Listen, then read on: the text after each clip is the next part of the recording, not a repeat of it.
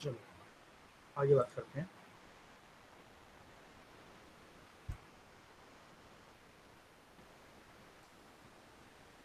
हमारे यार बस एक चीज का नुकसान हो गया आज यार। आज ना ये जो सेवेंथ लेक्चर लिया था ना अभी इससे पहले हमने दोपहर में, इसमें वॉइस नहीं है।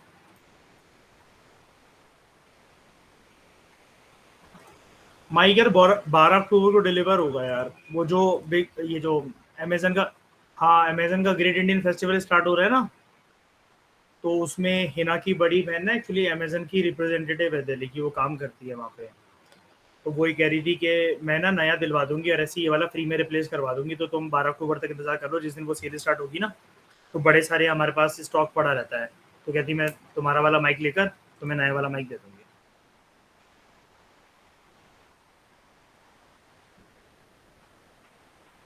अभी क्योंकि 11,000 रुपये का आएगा और तब मुझे फ्री में मिल जाएगा, तो मैं कहा चल ठीक है रुक लेते हैं इसमें। क्योंकि क्या है कि जो इसकी रिप्लेसमेंट है ना, ये यूएसबी चिप रिप्लेस करेंगे और वो भी महाराष्ट्र जाएगा। तो वो 48 डेज का टाइम दिखा रहे हैं कि आपको टोटल नई पैकेजिंग के साथ डिलीवर जो हो जाएगा। मैंने कहा भाई 48 दिन कौन रुके यार।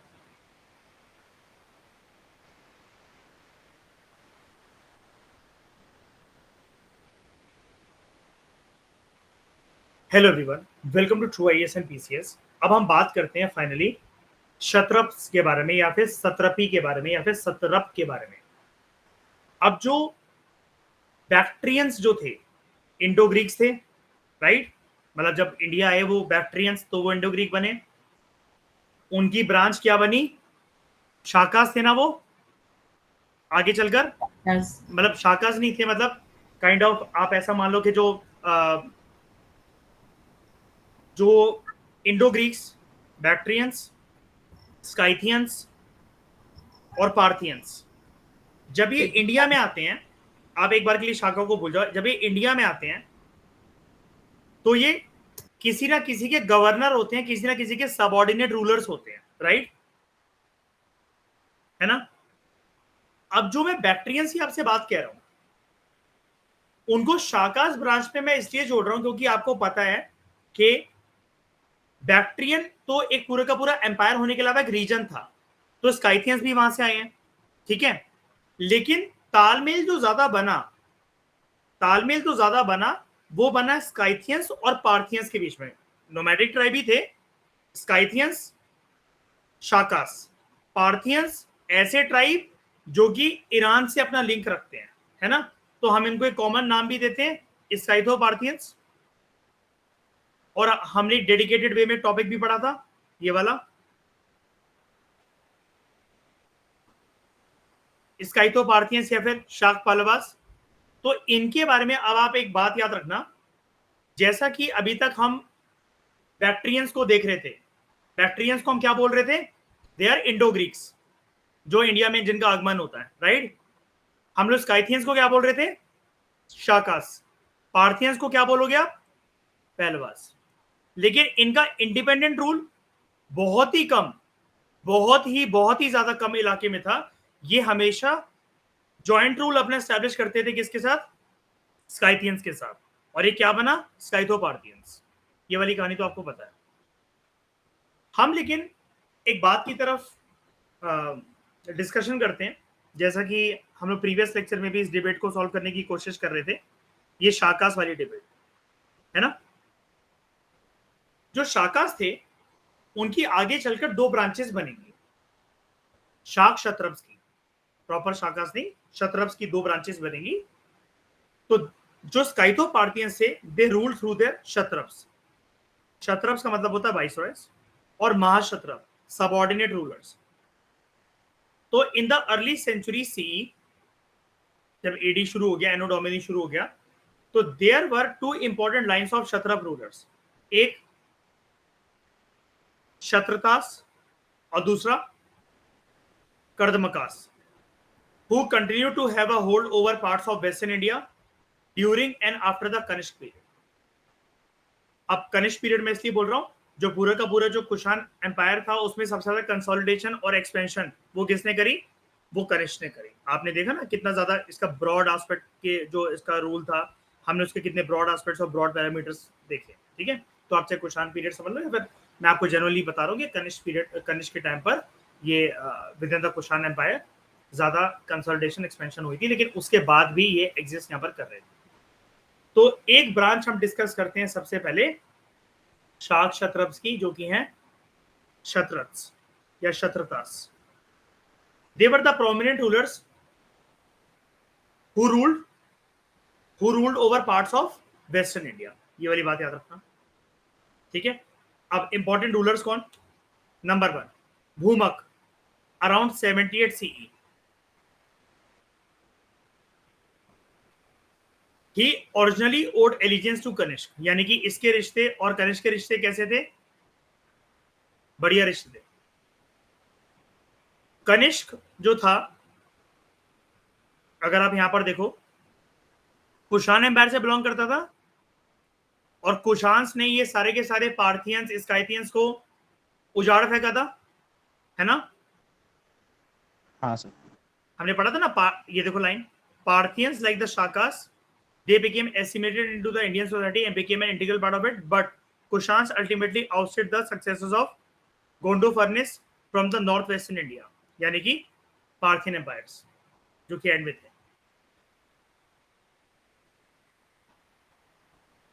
तो इसके जो कॉइन है भूमक के, which legends in Brahmi and Kharoshti, they have been found in Malwa, Ajmer area and coastal Gujarat, यानी कि देख रहे हो वेस्टर्न इंडिया ही है ना ये इलाका पूरा का पूरा, ये आपका हो गया राजस्थान, और ये आपको अलग से दे रखा है कोस्टल गुजरात, ठीक है। उसके बाद नहापन या नहापना 119 to 25 CE। अब ये जो एक्चुअली ये जो है यहाँ पर थोड़ा सा इन्होंने गड़बड़ी वाला फॉर्म में लिख रखा है इसको, ये एरर ठीक नहीं है, ये एक्चुअली ऐसा नहीं उल्टा नहीं करती है, मैं आपको प्रॉपर बता देता हूँ, ये एक्चुअली ऐसे लिखा जाएगा 190 to 125, ठीक है, इसमें कंफ्यूज मत होना। तो क्या आप कहीं ये सोचो वो 119 BC से थोड़ी ना 25 CE तक चलाएगा भाई, बीच में तमा थोड़ी ना, ठीक है। 119 to 125 ये यहाँ पर लिख लेना, ताकि आपको कंफ्यूजन हो कि यार ये क्या हो रहा है, 119 से 25 कैसे जा रहा है, ठीक है। यहाँ पर देख लो 125 CE, ओके।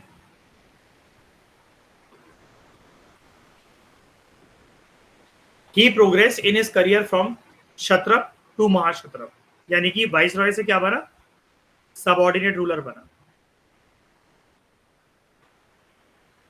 वाइसरॉय से क्या बना? Subordinate ruler, and ultimately to rajan, राजा भी बन गया। इसने अपनी कैपिटल बनाई थी at Minnagar, modern Doha, located between Ujjain and Bharuch, Bharuch जिसको आज के टाइम में कहते हैं, गुजरात और MP के बीच में, and included Malwa, Gujarat, Saurashtra, northern Maharashtra, parts of Rajasthan and lower Indus valley. एक इंस्क्रिप्शन हमें देखने को मिलती है और वन ऑफ हिज अमात्यास, अमात्यास जानते हो ना, मिनिस्टर्स होते हैं, मौर्यन एम्पायर में हमने टर्म सुनी थी, name Aryaman, it has been found at Pune district, इसका मंत्री था नहापना। इससे जो कॉइन्स हैं ये हमें मिले हैं वेस्टर्न इंडिया में, राजस्थान में, अजमेर में, राजस्थान, उसके बाद थोड़ा सा नीचे चले जाओ आप, upper part of the Deccan, Maharashtra, Nashik Maharashtra में। तो some of his donative inscriptions have been found in Nashik. Donative inscription मतलब क्या? उस इंस्क्रिप्शन में लिखा हुआ है कि ये दान पुण्य करने वाला इंसान था, ठीक है। And the Karle caves of Maharashtra, ऐसा माना जाता है जो कि ऐसा माना जाता है कि जो शाक क्षत्रप से they were involved in continuous conflicts with the सातवाहन्स। सातवाहन्स के बारे में हम आगे पढ़ेंगे। बस ये क्षत्रप्स की जो कहानी कंप्लीट होगी और थोड़ा सा हम बुद्धिज्म जैनिज्म का जो एस्पेक्ट देखेंगे, उसके बाद हम सातवाहन्स के ऊपर ही आने वाले हैं। और सातवाहन्स के बाद लास्ट टॉपिक आपका चैप्टर में रह जाता है, जो कि मतलब सातवाहन तक कहानी पूरी नॉर्दर्न इंडिया तक कवर हो जाती है, फिर पूरे का पूरा एक अलग एस्पेक्ट चलता है संगम लिटरेचर का, ठीक है। Over the paramountcy and suzerainty over the Deccan and control over the western seaports areas frequently they change hands। मतलब कहने का मतलब ये कन्फ्लिक्ट ये जो चलता था, कभी सातवाहन्स पावर में, कभी उनका डेक्कन के ऊपर कब्जा, सीपोर्ट्स के ऊपर कब्जा, कभी शाक क्षत्रप का कब्जा। फॉर इंस्टेंस नासिक और पुणे के जो एरियाज हैं, ऐसा माना जाता है हिस्टोरियंस के द्वारा that they seem to have been conquered by either Nahapana or his predecessors from the Satvans. Later, around 125 CE, Nahapana is believed to have been killed by the Satavahan ruler Gautamiputra Satkarni. NCERT में इसका नाम सुना होगा ना, जिसने जो नहापना के सिक्के चल रहे थे उसको बंद करवा दिया था. But also mentions his victory over Nahapana in his inscriptions in the Nasik and Pune districts. His victory is also mentioned in his mother's inscription, Gautami Balashri. और मयूरी आपको याद है जो नाम भी है वो अपनी मम्मी के नाम पर ही था, और उसने अपनी मम्मी के नाम पर एक पूरा का पूरा गांव भी बना रखा था. इसने एनसीईआरटी में गिवन है 6th क्लास में. ओके, सातवाहन रूलर गौतमीपुत्र सतकर्णी ने इसको मारा था. मैं फिर से बता रहा हूं आपको, सातवाहन रूलर्स के बारे में अभी आगे पढ़ेंगे. पहले क्षत्रप्स और इनसे एसोसिएटेड बुद्धिज्म की कहानी कवर हो जाने दो. एक इंस्क्रिप्शन ये भी मेंशन करती है that a field for providing food was granted to Buddhist monks by Ushavadata. ये नहापना का दामाद था. अब समझ गए क्यों लिखा हुआ है, कहां गया ये डोनेटिव इंस्क्रिप्शन. पूरा खानदान, सारे रिश्तेदार दान पुण्य करने में काफी ज्यादा इन्वॉल्व थे.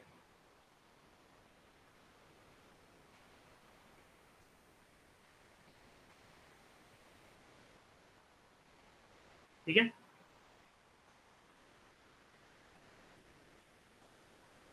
उसके बाद Kardamakas. Kardamaka they are another line of the Shaka Kshatrapa. Confuse मत होना.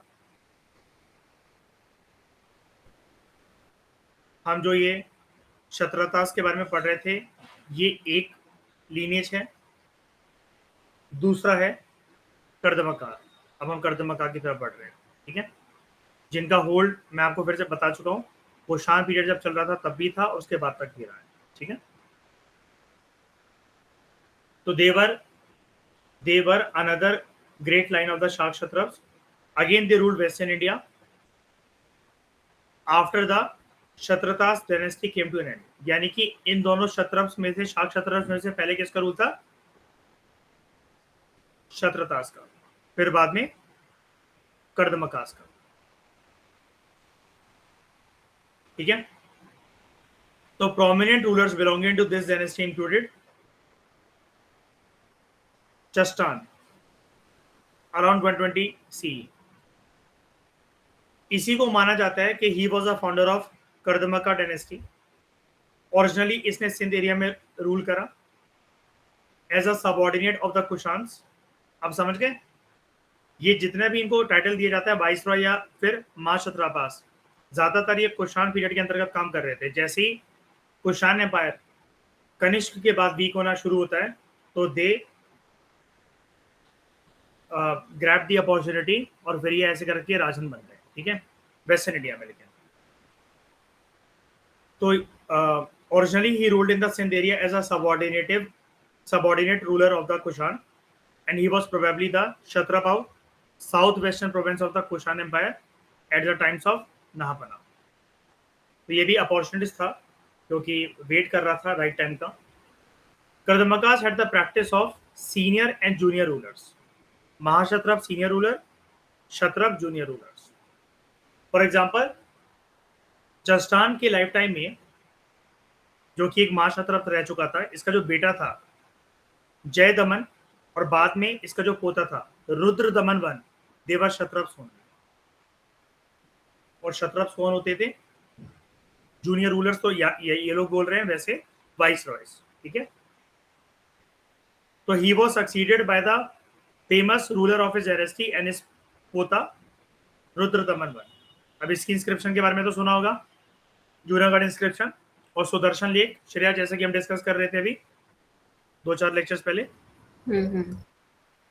तो रुद्र दमन वन के पिताजी जय दमन के बारे में कोई ज्यादा कंट्रीब्यूशन नहीं देखने को मिलता है इतिहासकारों को, तो डायरेक्टली हम बात करते हैं रुद्र दमन वन के बारे में.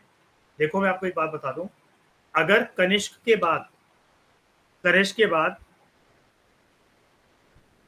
जिसके बारे में इतना कुछ हमने पढ़ा है, अगर इसके बाद अगर कोई हमें इंपॉर्टेंट रूलर देखने को मिलता है या इसका कंटेम्प्रेरी अगर कोई देखने को मिलता है, क्योंकि इनके खानदान से नहीं था, लेकिन जो हमें देखने को मिलता है इस टाइम पर वो था रुद्रदमन। तो he was the most famous of all the Shaka Kshatrapa rulers. लेकिन ये कौन सी ब्रांच थी शाक क्षत्रप रूलर्स की, ये कौन से खानदान से था?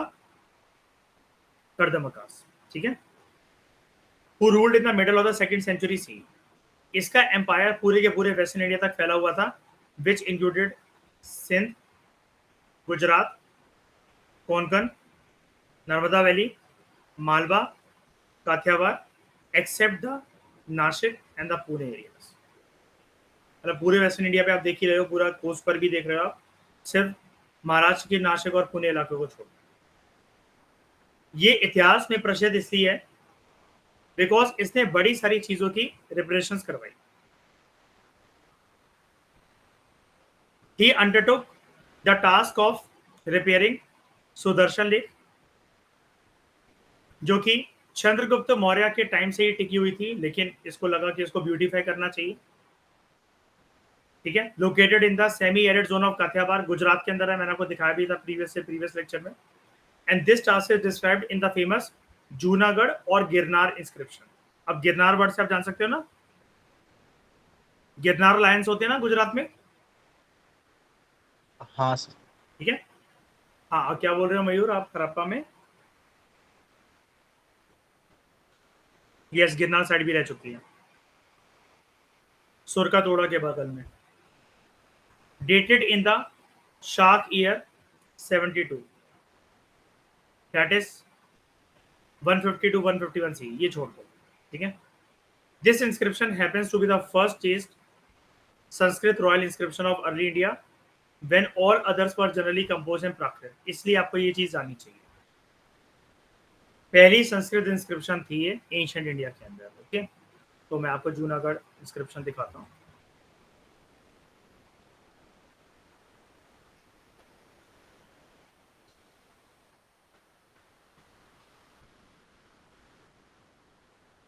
तो एक ऐसी इंस्क्रिप्शन है, रॉक इंस्क्रिप्शन या pillar inscription? Rock. Rock inscription.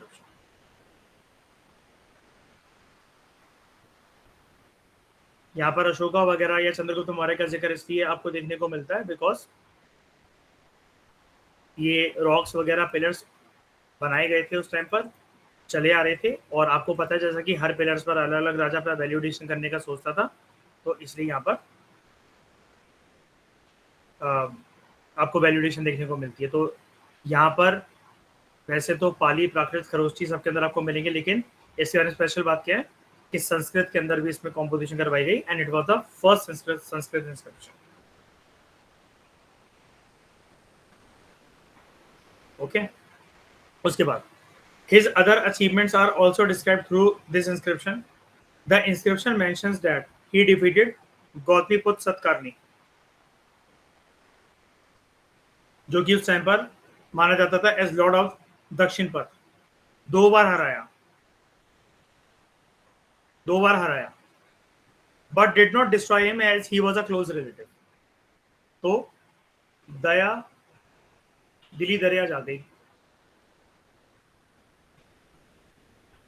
तो रुद्रदमन की जो बेटी थी, इसी की बात हो रही है, रुद्रदमन की जो बेटी थी, she was married to Gautamiputra Satakarni son Vasishthiputra Pulumavi. आप समझ गए क्लोज रिलेटिव कैसा था? तो ये क्या बन गए आपस में? अब रुद्रदमन की बेटे की शादी गौतमीपुत्र सत्कारनी के बेटे से हो रही है, तो आपस में ये क्या बन गए रुद्रदमन और गौतमीपुत्र सत्कारनी? समधी, ठीक है। उसके बाद Vishvasena, last kshatrapa ruler who ruled at the end of 3rd century C, and he belonged to the Chastana lineage। वही तो हम ऊपर पढ़ रहे थे, चस्टान। ये समझ में आया आपको पूरा का पूरा एस्पेक्ट? तो हम कुछ इम्पैक्ट जानते हैं और कंट्रीब्यूशन जानते हैं कि सेंट्रल एशिया में सेंट्रल एशिया से हमारे जो कॉन्टैक्ट रहे एंशंट इंडिया में, और वो फिर उसके बाद हमें जब एंशंट इंडिया खत्म हो रहा है, मेडिवल इंडिया जस्ट शुरू होने वाला है,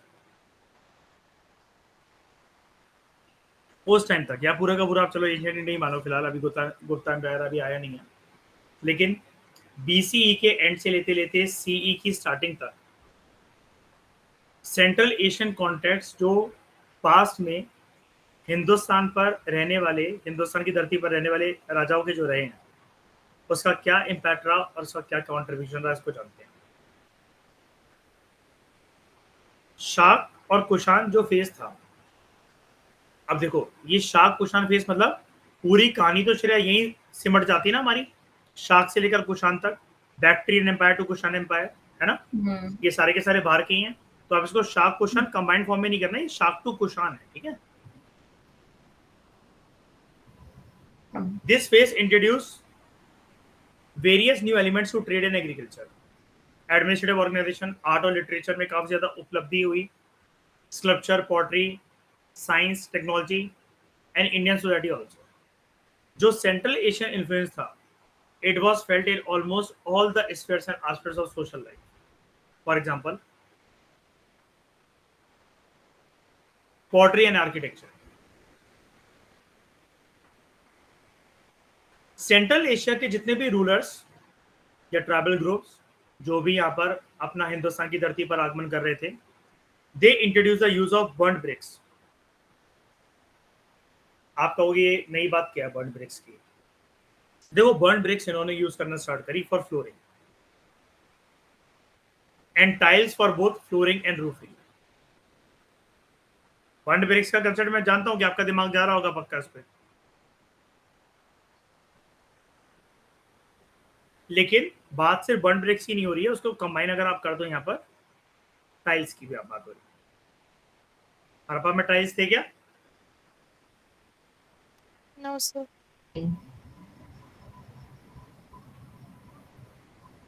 The period is marked by the construction of brick walls also. Red pottery techniques जो कि बहुत सेंट्रल एशिया में यूज होती थी वाइड तरीके से, बहुत एक्सटेंसिव तरीके से, इसको सेम इंडियन सब कॉन्टिनेंट में अपनाया गया। And typical pottery of this period was redware, both plain and polished with medium to fine fabric, and distinctive pots of this period are sprinklers and spouted channels. Sprinklers और स्पाउटेड channel ज्यादा कुछ नहीं होते, जैसे जो छेद वाले पॉटरीज नहीं होते, जैसे हम लोग जो परफोरेटेड पॉटरी हड़प्पा में देखते थे वैसे ही होते हैं। दिखाता हूं मैं आपको,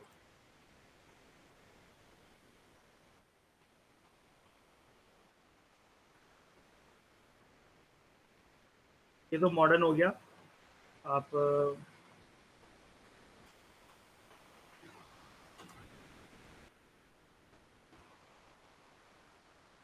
ये देखो, ठीक है। परफोरेटेड क्या होता है? किसी भी चीज में जिसमें छेद हो, ठीक है। और उसके बाद स्पाउटेड चैनल्स। अब ये स्पाउटेड चैनल्स कुछ ऐसे होते हैं, जो मैं आपको दिखाऊं।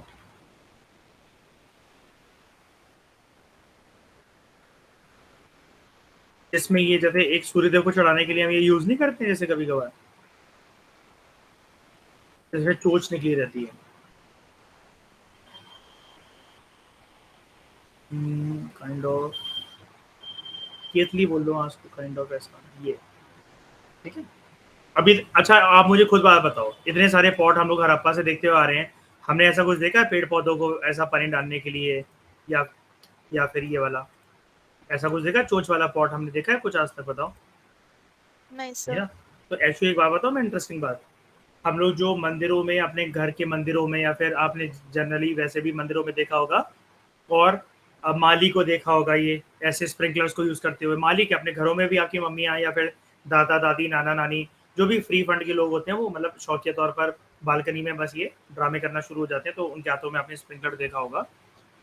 तो स्प्रिंकलर और ये जो आपके पास ये चोंच वाला, ये जो एक काइंड ऑफ लोटा होता है, जो ये सिलसिला सेंट्रल एशिया से हमारे देश में आया, जो कि आज बालकनी में पेड़ पौधे अगर आपके लगे हैं, आपके पास गार्डन है अगर, और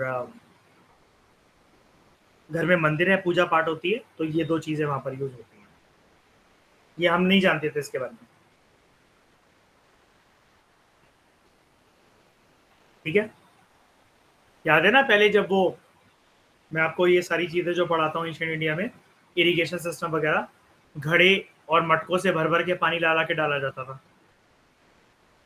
और पहली बात तो ये कि चैनल्स की ग्रेड लंबे-लंबे कर दिए जाते थे। जैसे याद है ना खेती-बाड़ी तक पहुँचाने के लिए हड़प्पा मैंने पढ़ा था, ऐसे अगर खेत यहाँ पर है, मान लो, तो चैनल्स को वहां तक ही पहुंचाया जा रहा है कि बगल में ही खेती-बाड़ी होती रहे, है ना? पढ़ा था ना आपने? यहाँ पर लेकिन अब छोटे-छोटे अगर आपको पेड़-पौधों का ध्यान रखना है, कुछ भी ऐसा करना है, तो अब क्या नई चीज़ आ गई है? स्प्रिंकलर। और जो मॉडर्न स्प्रिंकलर सिस्टम होता है वो अलग होता है थोड़ा-सा। वो कहते तो इसको भी स्प्रिंकलर ही है हम लोग, जैसा कि मैं आपको दिखाऊँ यही। ये तो लेकिन स्प्रिंकलर पॉट होता है और वैसे जो स्प्रिंकलर होता है, जो कि गार्डन में हमारे स्कूल में, जैसा कि मैंने आपको बताया भी था अभी किसी क्लास में, आपको एनवायरनमेंट वगैरह में बता रहा था मैं आपको, जो कि गोल-गोल घूमता रहता है और पानी छिड़कता रहता है धीरे-धीरे करके ज़मीन को गीला करने के लिए। तो वो कुछ ऐसा होता है ये वाला। ये नॉर्मल स्प्रिंकलर होता है, वो होता है स्प्रिंकलर पॉट। ठीक है? ये देखा होगा पक्का आप में से किसी ने पार्क में, स्कूल में, गार्डन में, कहीं न कहीं, है ना? Yes sir. सोसाइटीज़ में भी ऐसे ही पानी डलता है। श्रेया, आपने शायद से अपनी सोसाइटी में भी देखा होगा, हाँ जी सर। अगर वहाँ पर कोई पार्क या गार्डन है तो।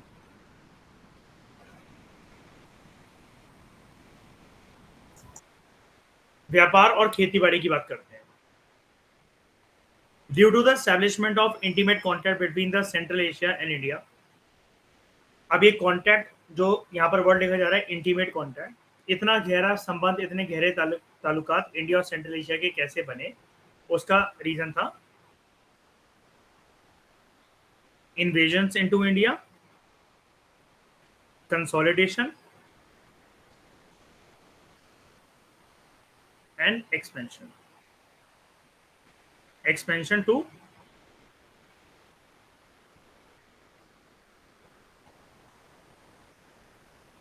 far-flung areas of Indian subcontinent. Far flung में से कह रहा हूँ, आप जैसे कि देखते ही रहते हो, अभी तक आपने इस चैप्टर में पढ़ा है, मथुरा तक आना, मतलब पंजाब तक आना, मथुरा तक आना, पाटलिपुत्र तक आना, थोड़ा सा वेस्टर्न साइड गुजरात, राजस्थान तक जाना, नीचे महाराष्ट्र तक जाना, मध्य प्रदेश तक जाना, और अपर टिप ऑफ डेक्कन रीजन तक जाना। पढ़ा था ना ये सब कुछ हमने, इसलिए। अब मुझे एक बात बताओ, जैसे इतने टाइम तक कि जो कुषाण रूलर्स यहाँ पर रहे, स्काइथियंस रहे, पार्थियंस रहे और बैक्ट्रियंस रहे, क्या ये भी स्टैब्लिश हुआ होगा?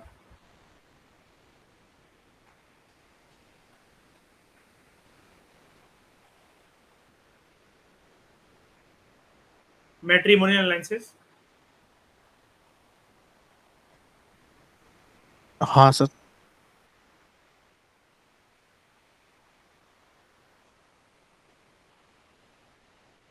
With local Indians?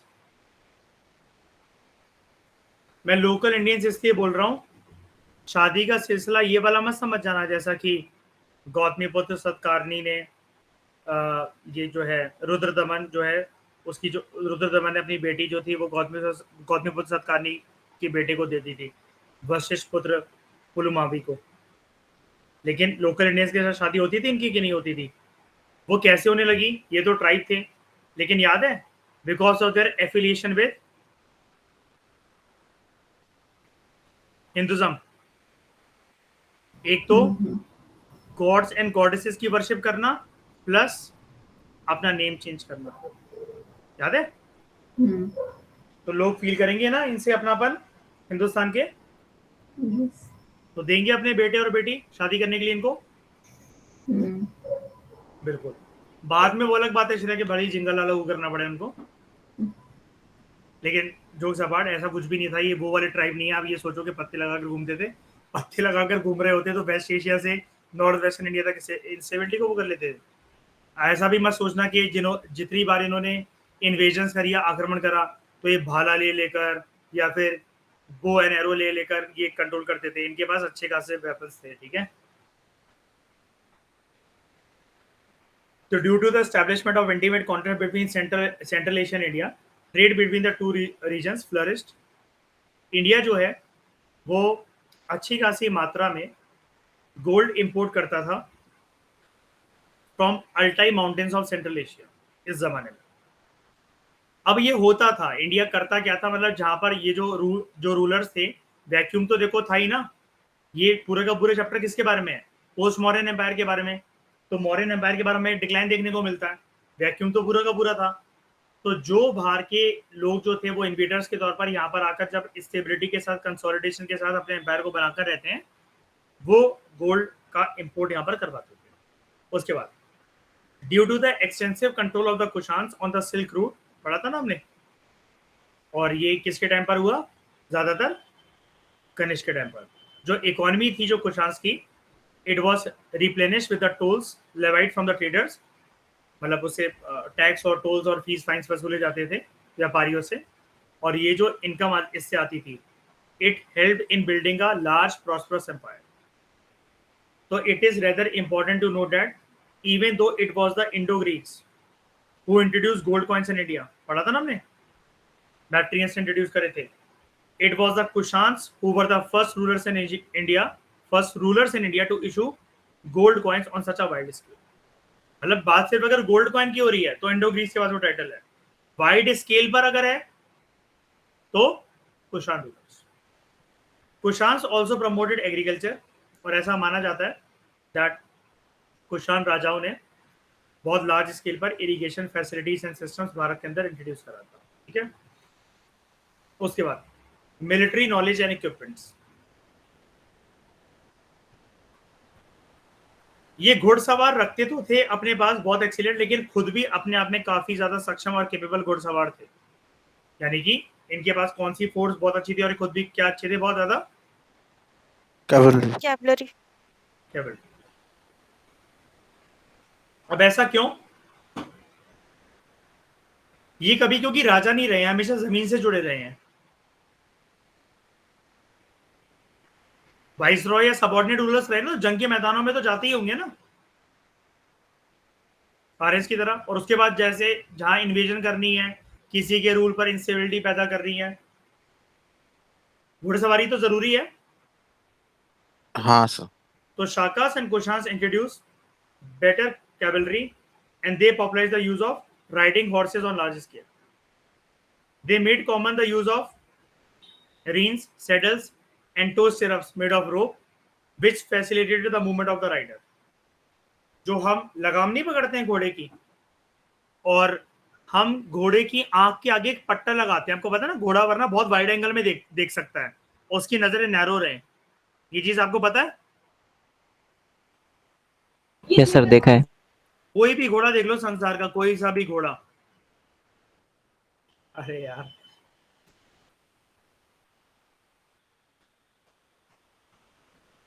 Horse in trend horse दिखाता हूँ। हॉर्स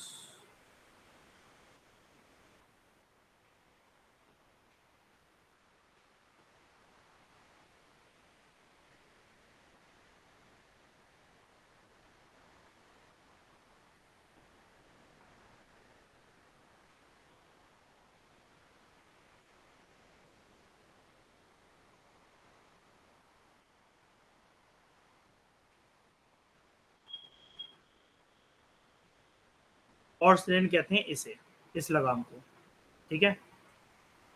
हॉर्स के आगे एक ही लगा रहता है आई कवर। प्रॉपर तरीके से घोड़े को अगर आपको राइड करना है तो इसकी नजरें क्या होती हैं, मतलब आंखें ना इसकी कुछ ऐसी शेप की होती हैं कि वो ना इधर देखेगी एक आंख और एक आंख उधर देखेगी, बहुत वाइड एंगल कवर कर लेता है घोड़ा। तो भागते भागते एकदम से ना कभी कभार आपको लगेगा कि मेरा घोड़ा पागल हो गया। ये ऐसा ना हो और वो एक प्रॉपर दिशा को फॉलो करे, इसलिए इसकी आंख के आगे पट्टा लगा दिया जाता है। आप जाओ कभी भी मयूर, याद करो, वैष्णो देवी में पक्का देखा होगा आपने ऐसा।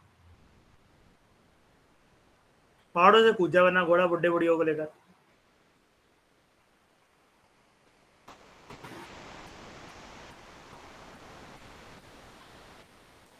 हॉर्स सैडल्स,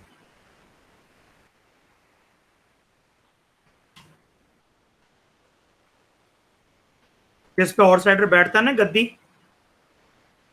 इसको कहते हैं हॉर्स सैडल। ठीक है, उसके बाद आपका टो स्टिरअप्स। आपको पता ना, हर एक घोड़ा जब थोड़ा सा बड़ा हो जाता है तो उसके पैर में एक, ये जो क्या कहते हैं इसको, यू शेप का एक लोहे का छल्ला बांध दिया जाता है ना, पैरों पे।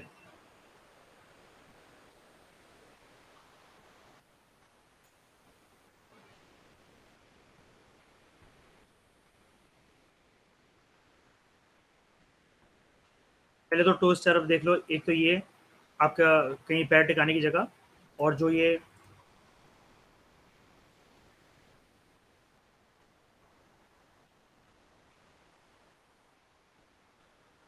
और शू, ये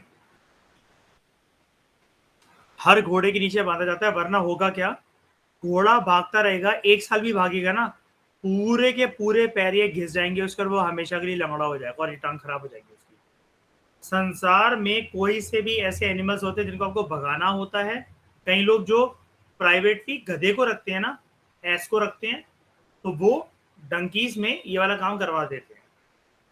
क्योंकि आप खुद सोच के देखो, जैसे अगर ये ना बांधा हो तो इसमें कांटे चुभेंगे, कीड़े मकोड़े लगेंगे, एक तो वो खा जाएंगे पैर को, ठीक है, कोई कांटा चुभ गया, कोई फंगल इन्फेक्शन हो गया, सड़ जाएगा ये पैर। ऊपर से ये जमीन पे चलेगा, मिट्टी से होकर गुजरेगा, पानी में, बरसात में, रोड पे, डांबर की रोड पे, मिट्टी की रोड पे, घिसता घिसता घिसता घिसता घिसता घिसता ये पैर खत्म हमेशा।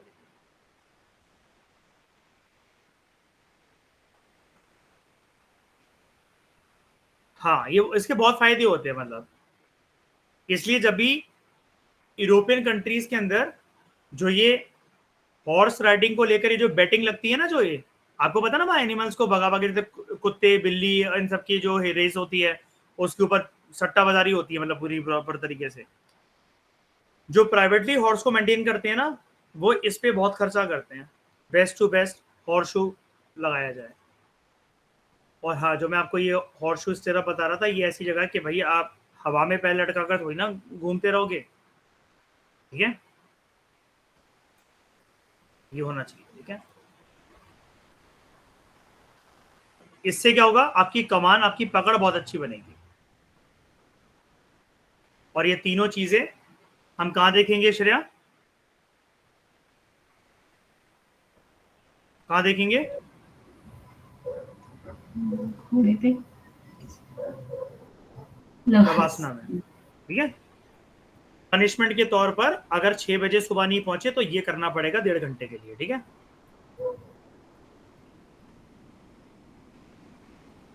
घोड़ा भाग जाए तो तशरीफ टूटेगी। ये करना, अगर सुबह 6 बजे, 6 नहीं, 5:15 AM पे अगर आप ग्राउंड नहीं पहुंचते हो तो आपको 1.5 घंटे की पनिशमेंट 5:15 या 5:55? 5:15। अब वो अलग अलग चेंज होता रहता है, अलग अलग बैचेस के हिसाब से, सीजन के हिसाब से।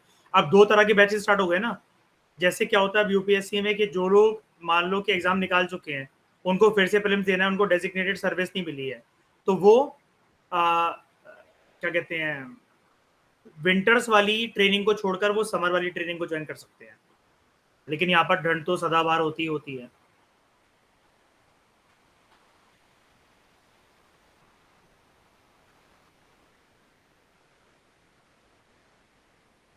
ओके, उसके बाद they also brought in caps, helmets and boots use by warriors. जैसे पूरे तरीके से वो नहीं होते हैं नाइट सोल्जर्स जो होते हैं, वो हेलमेट वेलमेट लगाकर, जो यूरोपियन कंट्रीज में होते हैं, KNI GST की बात कर रहा हूँ मैं, नाइट, है ना, वैसे। तो देखो, जैसे अगर मैं आपको बताऊं,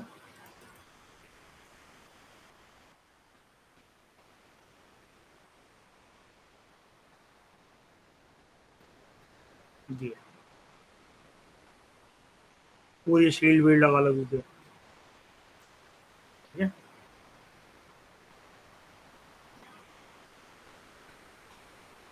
तो Shakas and Kushans they introduce new dressing styles such as turban, the tunic, trousers, heavy long coats and long boots.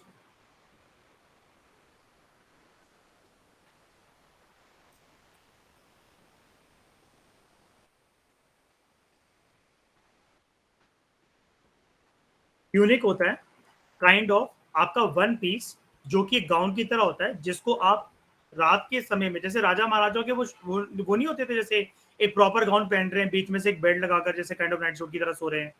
हाँ, क्या कह रहे हो? हाँ, मैं दिखा देता हूँ, जैसे मेल की भी होती है।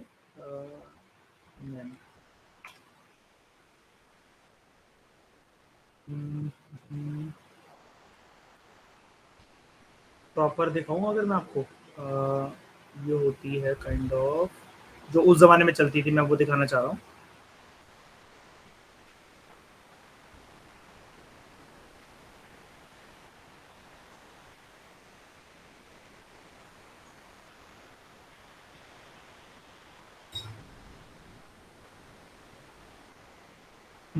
ये पूरा यहाँ तक कुर्ता टाइप पूरा, और ये अभी तो ये ऐसे दिख रहा है जैसे, इसको आप देखो, ये तो क्वालिटी बेकार है इसकी, मतलब ये काफ़ी ज़्यादा पॉश होते थे। आप समझ जाओ ना कि यार वो इतनी बेहतरीन लाइफ स्टाइल यहाँ पर ये बिता रहे हैं, तो इनका ये नाइट गाउन कैसा होता होगा। ठीक है, उसके बाद अब देखो, अगर ये कल को क्वेश्चन आ जाए कि सेंट्रल एशियन कॉन्टेक्ट से एंशियंट टाइम में हमारी क्या क्या परंपरा रही है, तो देखो आप ये बहुत सारी चीजें लिख सकते हो ना, छोटे छोटे एग्जाम्पल लिखा करो। यूपीएससी में ज्यादा फालतू की बड़ी बड़ी बातें मत करा करो आंसर राइटिंग में, मेंस में। ठीक है, क्योंकि जितनी नॉलेज आपको झाड़नी होती है, अगर आप फिल्म से होकर निकल गए हो तो यूपीएससी इज सेटिस्फाइड कि भैया बंदा फिल्म निकल कर आया है, इतने टफ जमाने का फिल्म निकल कर आया, तो नॉलेज में तो कोई कमी नहीं है। मेंस लिखने बैठा है तो पूरे वर्ल्ड की टॉप 0.1% आबादी में से पर्सन है, ये इज्जत करता है यूपीएससी आपकी। मेंस आंसर आपके बहुत अच्छे इत्मीनान से चेक होते हैं, कैजुअल तरीके से चेक नहीं होते हैं। ये स्कूल का कोई पेपर नहीं है कि वो लोग पार्ले जी खा रहे हैं, चाय समोसा वड़ा पाव खा रहे हैं। रश्मि मैम कोमल मैम से बात करते करते की हुआ करते आपके पेपर चेक कर रही है, ऐसा नहीं होता यूपीएससी में। स्कूल में होता था ना, जैसे मयूर ऐसे स्टाफ रूम में कोई सा पेपर कैसे दे दिया, 4 तो आंसर्स में बोले ही नहीं, फिर हम मैम के पास जाते थे, मैम इसमें तो मार्क्स ही नहीं दिया आपने।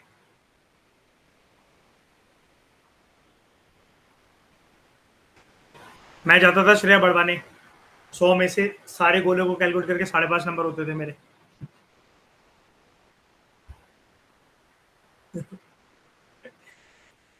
कम करती थी टीचर है। तो which were adopted not only by warrior classes but also by certain other sections of the society.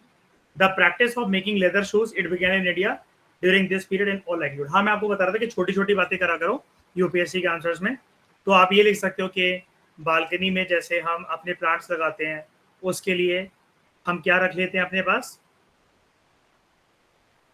हम क्या रखते हैं अपने पास, स्प्रिंकलर पॉट्स। ठीक है, उसके बाद हम जब पूजा करते हैं हमारे मंदिरों में स्प्राउटेड पॉट्स होते हैं। ठीक है, फिर कपड़ों की बात आप यहां पर कर सकते हो, ये चीज है। नाइट ड्रेसेस की बात आप कर सकते हो। आप सिखों के कंटेक्स्ट में आप ये टर्बन का जिक्र कर सकते हो। ठीक है, तो the practice of making leather shoes it began in India during this period in all life. ये इसका भी जिक्र करा जा सकता है, फुटवियर का। फिर administrative organisation, central Asian conquerors जो थे they introduce new styles in administration. For instance Indo Greeks introduce the practice of military governorship,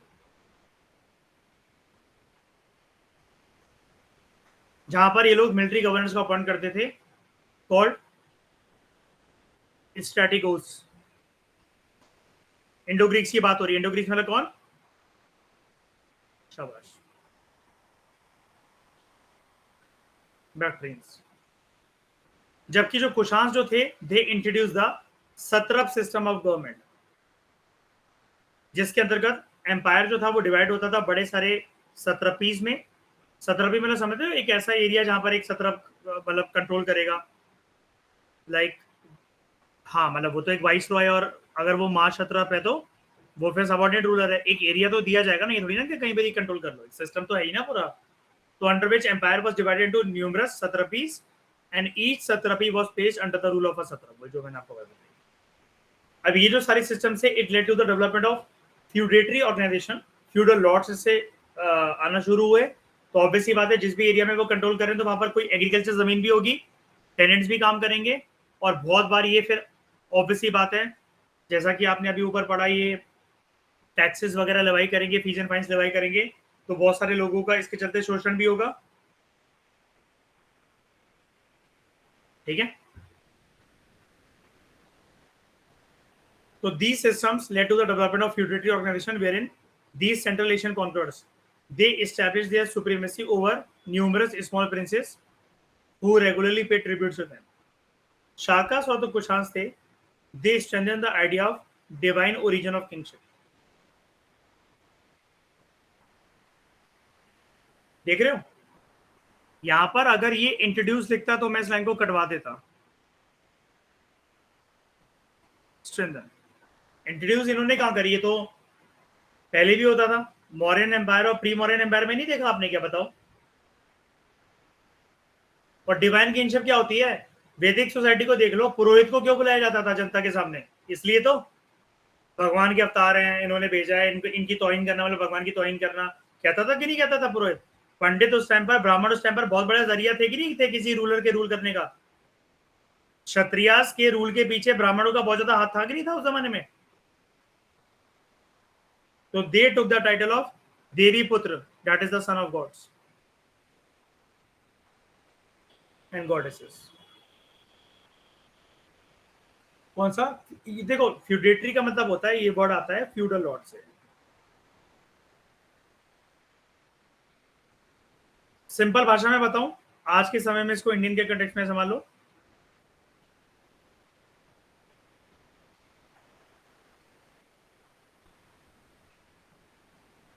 big और लार्ज जमींदार्स, पोस्ट इंडिपेंडेंस से पहले, आजादी से पहले, इंडिपेंडेंस से पहले, समझ गए। तो अब जो भी चीजें जमींदार जैसे कंट्रोल करते हैं, जितनी पावर उनके पास होती है with respect to the land, with respect to revenue extraction, शोषण करना फिर छोटे और मझले किसानों का। तो यहाँ पर आप समझ पा रहे हो ना कि फ्यूडल लॉर्ड्स क्या क्या करेंगे। मतलब समझ, मतलब बात सिर्फ यहाँ पर खेती बाड़ी की नहीं है, समझने की कोशिश करो, वक्त हमारा अलग है। जितनी भी जमीन जिस भी सत्रप के कंट्रोल के अंदर है, एक सत्रपी जो है वो उसके कंट्रोल के अंदर है, तो वहां पर वो फ्यूडल लॉर्ड की तरह ही तो काम करेगा। क्या उगाना है, कैसी खेती बाड़ी होनी है, इरिगेशन सिस्टम कैसा होना है, फिर वो शोषण भी करेगा इस चक्कर में, है ना। उसके बाद भारत के समाज के ऊपर इन्होंने क्या छाप छोड़ी। एक striking aspect central Asian conference का ये था that they not only did assimilate with the Indian society, but they also added new ingredients to Indian culture and enriched it immensely. अपने आप को इन्होंने ढाल लिया हिंदुस्तान के परंपरा में, हिंदुस्तान के पूरे कल्चर में। याद है ना, नाम के साथ साथ गॉड्स का अपनाना सिक्कों पर, फिर हिंदुस्तानी देवी देवता की तस्वीर होना, है ना।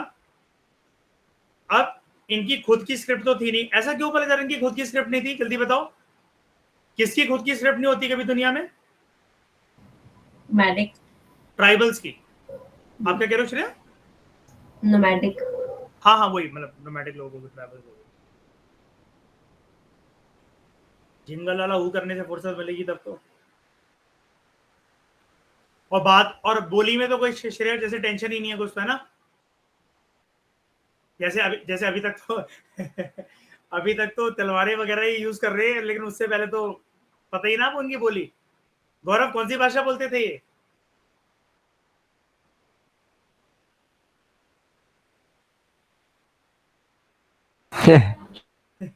अरे हंस रहे हो श्रेया, कौन सी भाषा बोलते थे ये?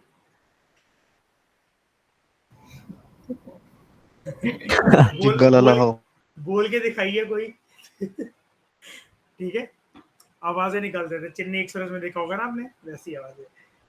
तो Since they did not have their own script, written language, or any other organized religion, they adopted these components of culture from India. So it would not be wrong to state that in no other period of ancient history were foreigners assimilated in Indian society on such a large scale. नहीं हुए क्या? बिल्कुल नहीं हुए. आप Portuguese को ही देख लो, खुश थे लोग. कैलीकट का रूलर जामोरिन इरिटेट नहीं हो गया था बाद में पोर्चुगीज के आगमन से? जब ये चर्च बना रहे थे, लोगों ने एक्सेप्ट कर लिया धर्म को क्या, क्रिश्चियनिटी को? बताओ. अरब ट्रेडर से लोग खुश थे, नहीं सर. मुगल से लोग खुश थे, दिल्ली सल्तनत वालों से खुश थे. लेकिन भारत के लोगों ने इस जमाने में इन फॉरेनर्स को अपनाया. ठीक है, पोस्ट मॉडर्न पीरियड में. तो since most of them came as conquerors, they were absorbed as Kshatriyas. मतलब इनको जो जगह दी गई हमारे समाज में, वर्ण सिस्टम में, कहां जगह दी गई? क्षत्रिय. देख रहे हो, शुरू में एसिमिलेशन नहीं है, अब जाकर है एसिमिलेशन. अभी तक पूरे चैप्टर में आपने सुना इनको कि क्षत्रिय का दर्जा मिला था? सबको भी नहीं मिला था. पता है किस किस को मिला था? जो कि नोमैडिक ट्राइबल ग्रुप से होते होते क्या बन गए थे? राजन. तो वैसे तो बोलने को किसी को भी बोल दिया जाता था, लेकिन आप मुझे बैक्ट्रियंस, स्काइथियंस, पार्थियंस और कुशान, अगर मैं इनमें से चुनने को कहूं तो बताओ क्षत्रियस कौन होंगे? भारत के लोगों ने किन वर्ण सिस्टम इनको किसको इनकॉर्पोरेट करा होगा प्रॉपर तरीके से? कुशान. याद है ना, राजन स्टेटस तक मतलब वो गए थे समाज में, अपना ओहदा इतना, अपना वर्चस्व इतना बनाया था. कोई दिक्कत तो नहीं इस चीज में? नहीं, अभी नहीं, इस जमाने में नहीं. वो आगे अभी होगा, वो सातवांश के टाइम से शुरू हो जाएगा. तो even in Manusmriti, Shakas and Parthians, they are described by Manu as vratya Kshatriya, यानी कि second class Kshatriya. Second class क्यों? Because they were foreign conquerors. और जो भी कोई पर्सन कॉन्करर होता है वो वर्ण सिस्टम में कैसा देखा जाता है? क्षत्रिय. अब बाहर से आए तो वृत्य क्षत्रिय, सेकंड क्लास क्षत्रिय.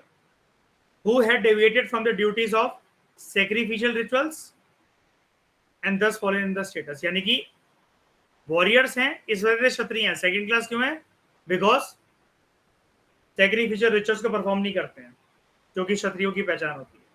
इसलिए मैं आपको बता रहा था श्रेया, ये अभी मयूर जो आप ये कह रहे थे कि हिरण्यगर्भ और ये वाली जो प्रक्रिया है, अगर ये करते होते तो प्रॉपर क्षत्रिय होते. ये अभी यहाँ पर नहीं होगा. ठीक है, मतलब चीजों को समझना है बहुत जरूरी है. मैं ये छोटी छोटी बातें दिक्कत पैदा कर सकती है, मान लीजिए. The rulers not only adopted the Indian societal norms but also adopted the popular religions of that time. For instance, हमने देखा भी था, some of them converted to Vaishnavism, the worship of Vishnu, as in the case of Greek ambassador Heliodorus, who set up a pillar in the honor of Vasudev. Vasudev किसको बोला जा रहा है यहाँ पर?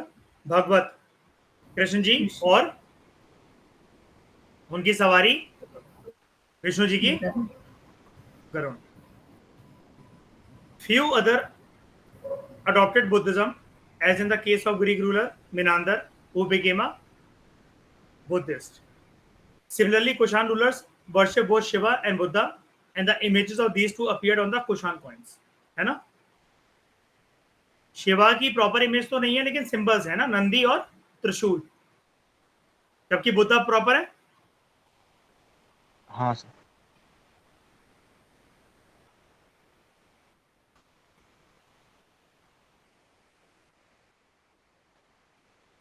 ये कौन है? ये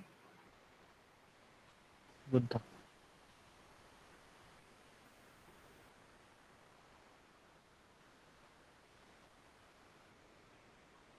और ये किसका सिंबल? बुल. और ये ट्राइडेंट. सेविज्म. जी. ये भी देख लो, ये भी देख लो, ये ओम देख लो.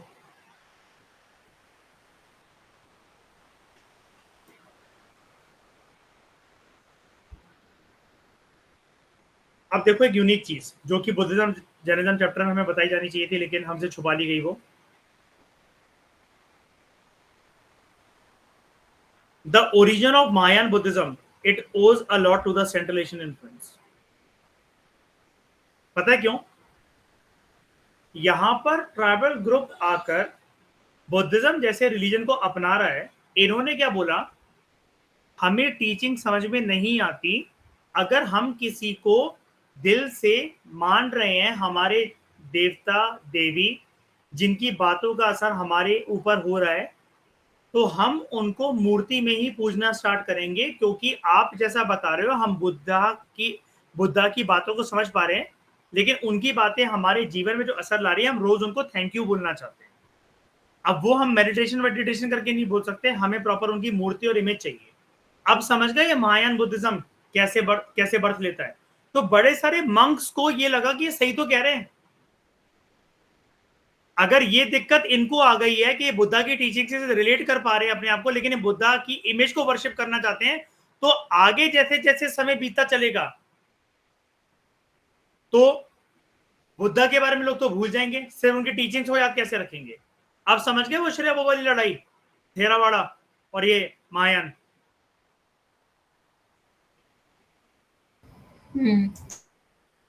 हाँ वही हीनायान Mahayana. The monks and nuns could not afford to lose the cash donations from the growing body of traders and artisans, and thus now started accepting gold and silver, took to non-vegetarian food, and wore elaborate robes. देख रहे हो? Took to non-vegetarian food also. कौन से monks and nuns की बात हो रही है? बुद्धिस्ट monks and nuns की बात हो रही है। और पैसा भी इन्होंने लेना शुरू कर दिया। यहाँ क्या लिखा हुआ है? They could not afford to lose the cash donations, and thus now started accepting gold and silver, took to non-vegetarian food. तो अब वो monks and nuns रहे कि नहीं रहे नॉन वेज फूड खाकर? बुद्धा ने क्या बोला था श्रेया, बताओ इन सबको? वेजिटेरियनिज्म नॉन वेजिटेरियनिज्म के ऊपर बुद्धा साइलेंट रहे थे, है ना?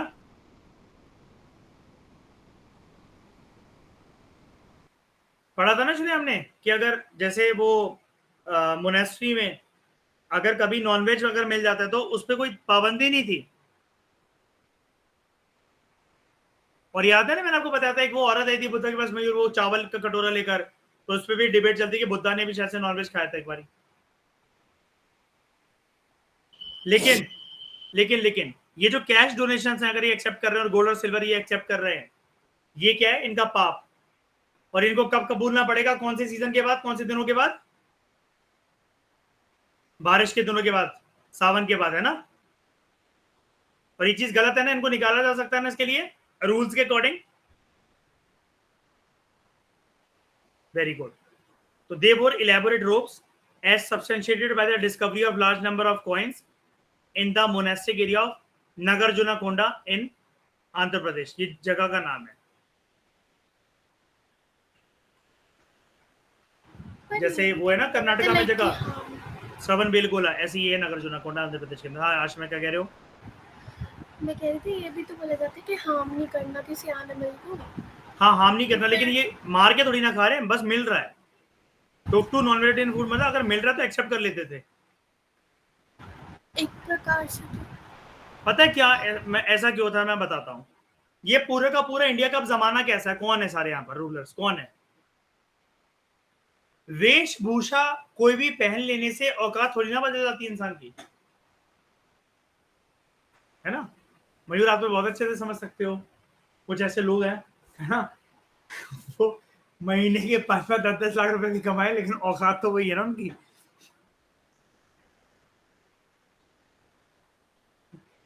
दाढ़ी निकलवा दो। तो वेशभूषा बदलने से इंसान की फितरत थोड़ी ना बदल जाएगी। हाँ पहले मुझे बताओ, हिंदुस्तान की पूरी धरती पर कौन है अभी? ट्राइबल लोग। उनका परंपरागत अनुसार खाना कैसा हमेशा से? Non vegetarian food. अगर ये सपोर्ट करेंगे, अब तो ये प्रोमिनेंस में है ना, अमीर है ट्राइबल लोग भी, ये वाले राजा बन रहे हैं, एम्पायर एस्टैब्लिश कर रहे हैं, रीजन्स के ऊपर कंट्रोल पा रहे हैं। बुद्धिस्ट मंक्स को अगर सपोर्ट कर रहे हैं, अगर बुद्धिज्म को खुद अडॉप्ट कर रहे हैं, तो क्या देंगे खाने में बदले में, बताओ।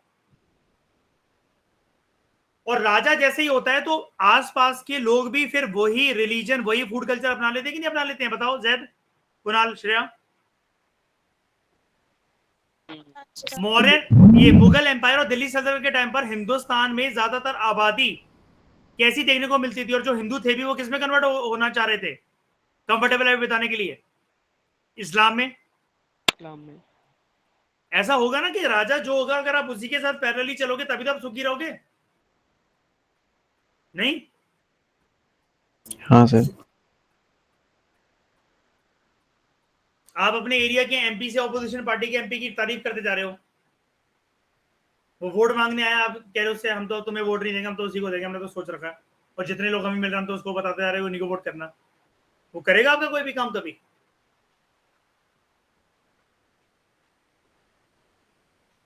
इस वजह से आशिमा समझ गए ये नॉन वेजिटेरियन फूड को क्यों अडॉप्ट करना पड़ा मंक्स को, क्योंकि लोग खाने वाले भी ऐसे बन गए थे, फिर आबादी इनकी भी तो बढ़ रही थी, और फिर दान पुण्य जो हो रहा था वो यहीं से हो रहा था, आबादी इनकी भी तो बढ़ रही थी। किसकी बात कर रहा हूं मैं? ये नोमैडिक ट्राइबल्स की, मतलब ये स्काइथियंस, पार्थियंस, बैक्ट्रियंस। कुशान राजा कौन थे बताओ? राइट थे ना, इसलिए दे टुक टू नॉन वेजिटेरियन फूड। समझ में आया वाला पॉइंट की? फिर से समझो, जल्दी बताओ। आगे से समझ। हाँ, बोलते भी तो घंटा समझा रहा था मैं, ठीक है। The disciplined life of the sun, it was also deserted by a few to resume their householders life. देख रहे हो यहाँ पर सब कुछ बदल रहा है, उथल पुथल हो रही है दोबारा। बुद्धिस्ट मंक्स जो इतने बढ़िया थे, अशोका जो इतनी बढ़िया लेगेसी छोड़कर गया था, और याद है श्रेया हमने पढ़ा तो था इसको उस चैप्टर के अंदर, डिक्लाइन ऑफ बुद्धिज्म।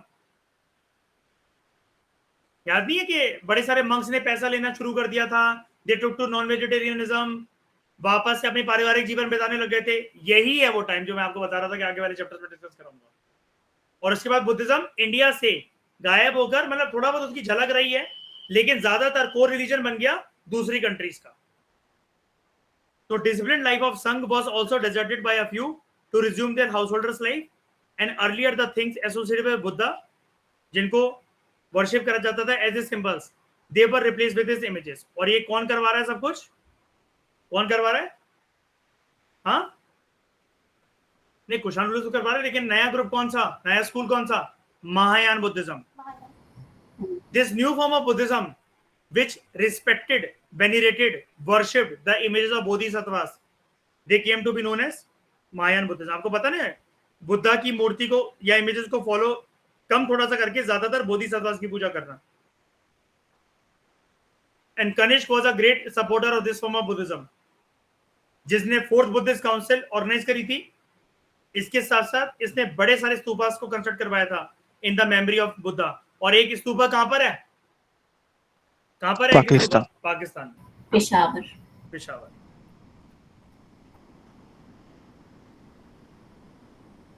तो इस जमाने के अंदर अब जो हीनायान महायान के अंदर जो प्रोमिनेंट डिफरेंसेस हमें देखने को मिलेंगे, और एक बुद्धिस्ट डिबेट जो पूरी की पूरी चलेगी, इसको हम देखेंगे नेक्स्ट लेक्चर में।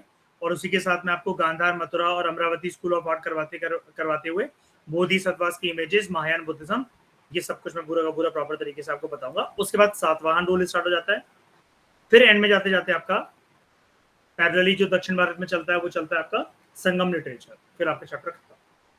उसके बाद स्टार्ट होता है एरा ऑफ गुप्तास। तो इस डिस्कशन में दोस्तों फिलहाल लेते हैं। Thank you very much for discussion. बाकी की कहानी हम कल जानेंगे। कल हमें संगम लिटरेचर तक खत्म करना है और हो जाएगा हमारा।